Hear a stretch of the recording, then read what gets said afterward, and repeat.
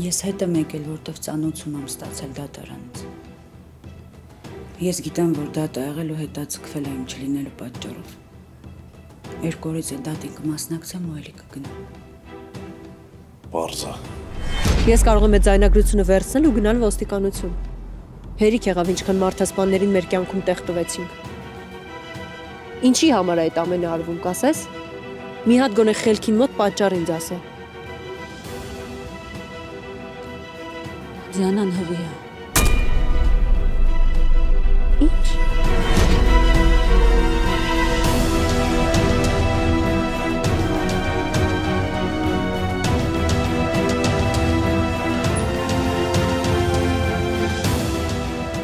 Ես քեզ ոնց օգնեմ։